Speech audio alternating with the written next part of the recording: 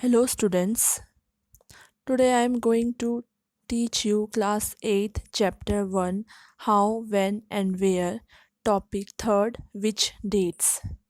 Before going to the topic, we will see this picture.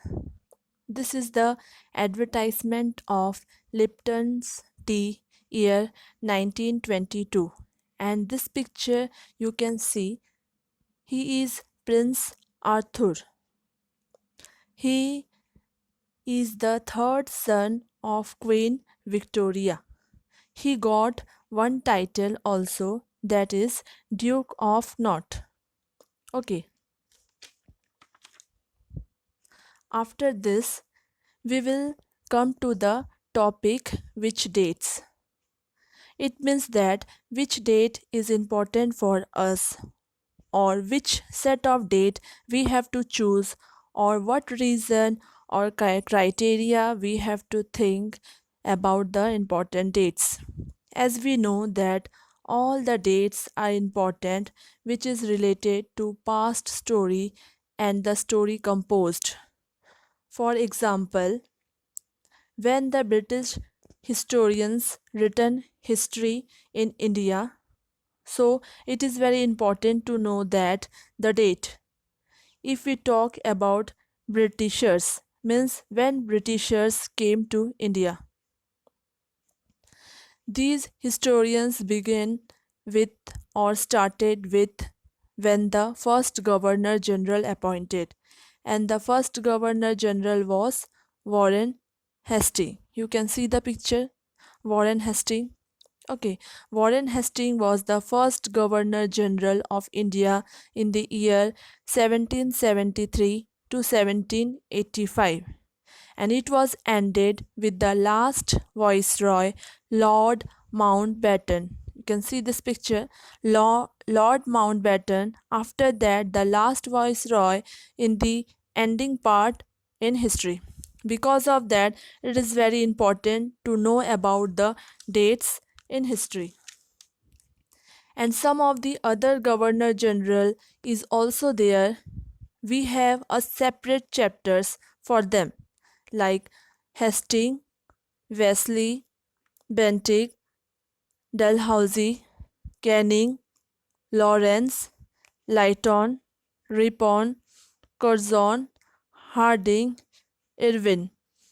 They are the never ending succession of Governor General and Viceroy. For these people, all the things written date wise about their personalities, activities, policies, and achievements.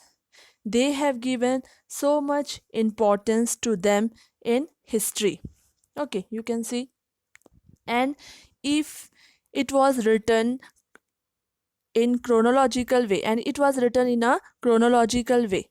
Chronological way means it has written in a proper way in a different chapter of the history of British India. Okay, it has written in a chapter wise.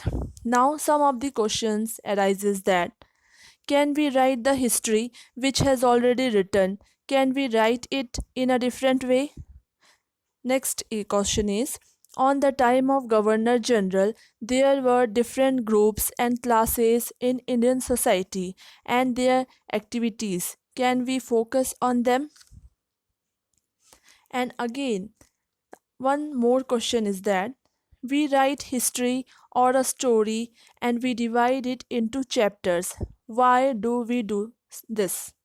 For this, there is a reason, and the reason is in each and every chapters there is a some coherence. Okay, coherence means clarity. If we will discuss all the chapters together, so we will not understand anything. So because of that, we need coherence. Coherence means step by step. Okay, step by step. So when we read chapters in a sequence, then only we can make sense in the story and we can understand step by step. Okay, Because of that, it has written in a chapter wise. Understood, students? So, okay. So, next topic I will explain in my next video. Till then, bye. Keep learning. Thank you.